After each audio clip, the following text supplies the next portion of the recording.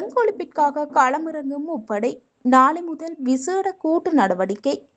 இலங்கையில் டெங்கு நோயின் பரவல் தீவிரமடைந்துள்ள நிலையில் அதனை தடுப்பதற்காக முப்படையினர் மற்றும் போலீசாரின் பங்களிப்புடன் புதிய விசேட கூட்டு ஒழிப்பு செயற்றிட்டம் ஒன்று நாளை முதல் முன்னெடுக்கப்படவுள்ளது. தேசிய டெங்கு ஒழிப்பு பிரிவின் பணிப்பாளர் தெரிவித்துள்ளார். இது குறித்து ஊடகங்களிடம் மேலும் குறிப்பிடுகையில், நாட்டில் இதுவரையான காலப்பகுதியில் மொத்தம் 69,951 டெங்கு தொற்றாளர்கள் பதிவாகியுள்ளனர்.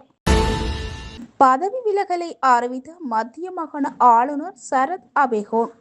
மத்திய மாகாண ஆளுநர் பேராசிரியர் சரத் அபேகோன் தனது ஆளுநர் பதவியிலிருந்து விலகுவதாக அறிவித்துள்ளார். பதவி விலகல் குறித்த கடிதத்தை ஜனாதிபதி அனுரகுமார திசநாயக்கவிடம் சரத் அபேகோன் சமர்ப்பித்துள்ளார். சில நாட்களுக்கு முன்னர் ஜனாதிபதிக்கு அனுப்பி வைக்கப்பட்ட இந்த பதவி விலகல் கடிதத்திற்கு இதுவரை எவ்வித பதிலும் கிடைக்கவில்லை என தெரிவிக்கப்படுகிறது. லொரியுடன் மோட்டார் சைக்கிள் மோதி ஆண் ஒருவர் உயிரிழப்பு. மொனராகலை மாகந்தனம் உள்ள வீதியின் லிதேகடை சந்தி பகுதியில் இடம்பெற்ற வாகன விபத்தில் மோட்டார் சைக்கிள் ஓட்டுநரான ஆண் ஒருவர் சிகிச்சை பலனின்றி உயிரிழந்துள்ளார். இந்த விபத்து நேற்று இடம்பெற்றுள்ளதாக என போலீசார் தெரிவித்துள்ளனர். இந்த விபத்தில் மோட்டார் சைக்கிள் பயணித்த 52 வயதுடைய நபர் பலத்த காயங்களுக்குள்ளான நிலையில் மீட்கப்பட்டு சிறிகல வைத்தியசாலையில் அனுமதிக்கப்பட்டுள்ளார்.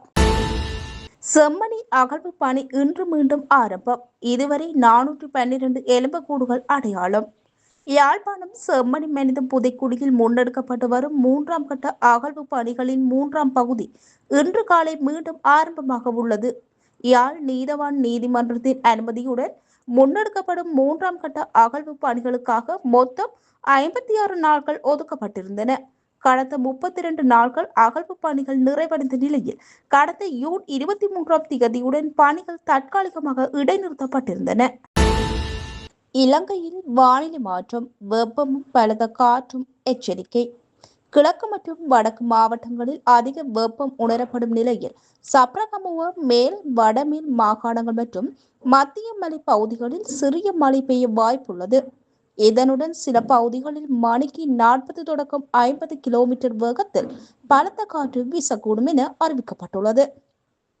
கடற்பிராந்தியங்களில் 30 தொடக்கம் 60 கிலோமீட்டர் வேகத்தில் பலத்த காற்று வீசும். சில இடங்களில் கடல் கொந்தளிப்பாக காணப்படும். அலை உயரம் 2.0-2.5 மீட்டர் வரை அதிகரிக்கலாம் என அறிவிக்கப்பட்டுள்ளது. இத்துடன் மதிய நேர செய்திகள் முடிவடைகின்றன. மீண்டும் இரவு நேர செய்திகள் சந்திக்கலாம்.